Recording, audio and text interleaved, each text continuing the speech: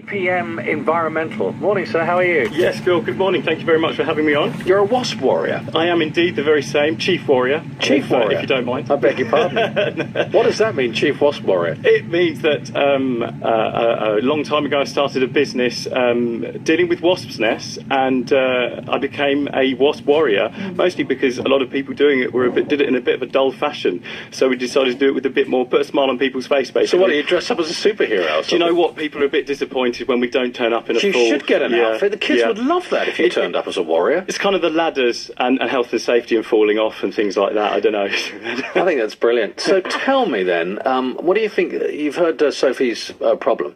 Yeah, I just heard that. I have to say, to me, I think that you've probably got wasps. Did you see some wasps flying around? No, they're all in the lovely yellow fluffy insulation. They're dotted. Right, so what I think there's two things happening. I think that it's this time of year is when birds are nesting. Okay. And what I think there, you've got some chicks up there. Has it just been going on for a reasonably short time? 2 weeks, maybe? Yes, so you've had some chicks that have hatched up there. Oh. I couldn't tell you which bird, but that's the noise. I don't, if bees are making that sound, there sort of must be mutant bees, I'd say. Now, chicks, mutant bees? Yeah, I just made that one up, but we can go with it. What's a mutant bee? It sounds brilliant. Yeah, it sounds good, doesn't it? No, but I think the fact that you're saying that you've got something underneath your insulation says to me that you've had some bees that are overwintering, perhaps some honeybees.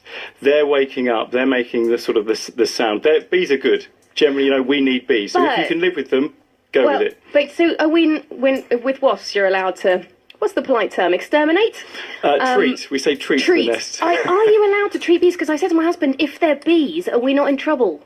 It's a bit of a misnomer. You can actually treat bees. There is no legal precedent. However, it's a nice sort of thing that people think that you can't, because we kind of need bees. That being said, if you've got, say, a child and they're near an open window and your child's allergic or you don't know, there is a point where you will have to destroy that hive. Now, what we tend to do, the first thing we do is you go to the Beekeepers Association, and say, look, can this be removed? And we generally know.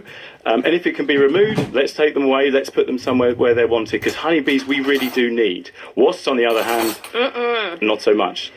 Oh, goodness. Are we about to have a wasp invasion? Is it that time of year? We are. This is a bit of a different year than the standard. So normally about April, wasps will wake up. The queen wasp will wake up, and they will go around and start building their nest. But what happens at the end of April is that you get a sharp frost, which wipes them out. However, this year, remember in about March, it got warm, almost summer warm, for long enough that these queens could go out, build their nest, so that they hatch a few worker wasps which go out and build it, and they start off these little satellite nests, which usually perish. But the point is that they've had enough time to get going. So it's very much known within the industry that there are a lot of queens flying around. It's so interesting that your listeners have picked up on this, because they are everywhere, essentially. And that does, with this rain that we're having now, could very, very well mean that we're on for a big year for wasps. Good for me, but perhaps...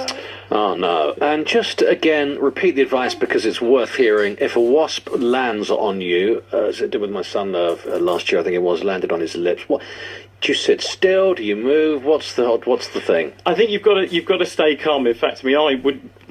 Before I got involved with this, when I was about, 9 or 10, a wasp actually landed on my food and I actually ate it. Now, I was lucky that the venom went forward, otherwise I simply wouldn't be here anymore. And it gave me a massive phobia of wasps, like huge, which is one of the reasons why I got into it. You've got to face your fears kind of thing. And the main thing is to stay calm, absolutely. It's gently brush it away.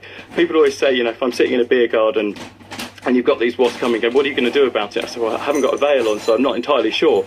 But really brush it away. It will leave you alone.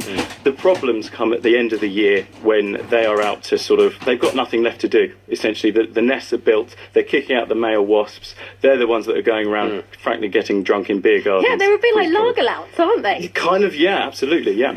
They are. Do you get stung a lot in your job, do you? Do you know what? It's very rare that I do. You go through space where you get stung sort of 2 or 3 times, and frankly, it hurts. It hurts a lot. So I've never been stung. Yeah, have you not? No. Well, you don't know if you're allergic then. That's the problem. Oh, good. I look forward to that. Thank you very much. Spider season seems to be with us as Oh, well. stop. There was a spider, a huge thing, the size of a saucepan in the kitchen this morning, and I thought it was just above the kettle. And I thought, I can't leave that there. The children will be hysterical when they come down. So I did the delicate thing. I trapped it under a plate and took it outside and released it into the garden. Thought all was well. And it was only when I was on the M40, I felt a little tickling on the back of my neck. True. And I thought, what is that? And I just brushed it away. The spider got into the car with me. It was in the back of my neck. No. Might still be in the car. That's horrible. Well, wasps actually spiders actually eat wasps. There you so go. There you go. Always have one with you in case. Heroes. Thank you very much. Really good to meet you. Will you come and see us again? Of course I will. Thank you very much. Tom Frost, Wasp Warrior from PPM Environmental. This is BBC Radio Oxford. It's coming up to 7:45, right? BBC Radio Oxford.